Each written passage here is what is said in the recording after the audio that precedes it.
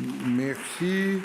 La parole est à notre collègue Pierre-Antoine Levi pour le groupe de l'Union centriste. Vous avez la parole.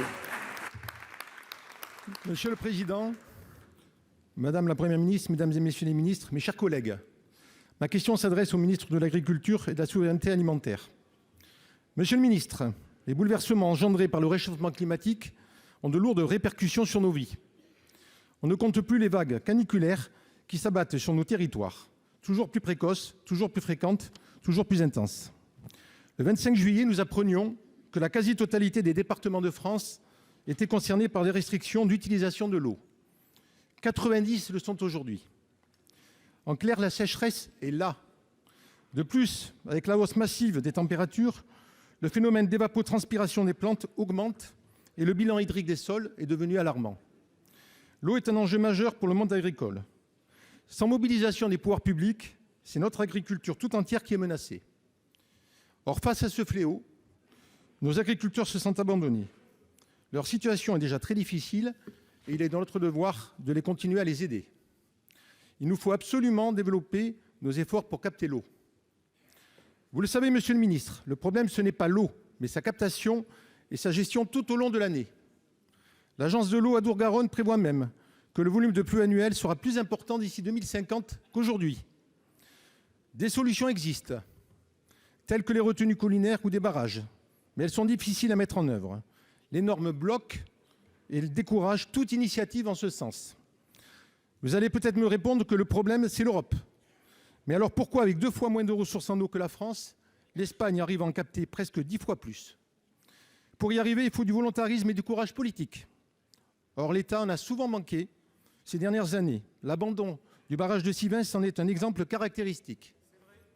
Aussi, monsieur le ministre, pouvez-vous nous indiquer concrètement les mesures que le gouvernement compte mettre en place pour aider le monde agricole à faire face aux épisodes de sécheresse? Je vous remercie. Pour vous répondre, la parole est au ministre de l'Agriculture. Monsieur Marc Fesneau, vous avez la parole.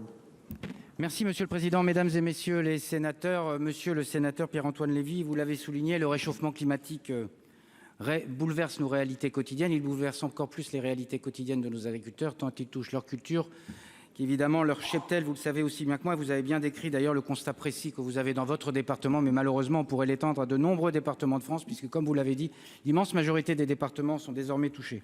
D'abord, les décisions d'urgence et de gestion de crise que nous devons prendre, je le dis avant de répondre plus précisément encore à votre question, des mesures d'abord de régulation d'usage de l'eau, des mesures d'aide au coût de l'alimentation animale, des mesures de prévention des risques d'incendie qui existent ici et malheureusement aux cultures. Et puis nous avons des besoins aussi qui sont identifiés en termes de trésorerie, puisqu'un certain nombre d'éleveurs vont avoir besoin d'acheter de l'alimentation dès à présent. On est en train d'y travailler pour essayer de trouver des solutions. Enfin, malheureusement, j'allais dire, les dispositifs classiques que nous connaissons qui seront activés le cas échéant dès lors qu'ils seront bien identifiés. On voit bien qu'on y va tout directement. Mais hors de cette gestion de crise, nous avons besoin de raisonner sur le plus long terme, vous avez raison, et de raisonner sur la gestion de l'eau. D'abord, l'innovation au travers du plan France Relance qui se termine, mais qui a permis de déployer en direction de l'agriculture plus de 600 millions d'euros pour acquérir des équipements qui permettent de mieux répondre à ces exigences de gestion de l'eau, et en particulier d'irrigation.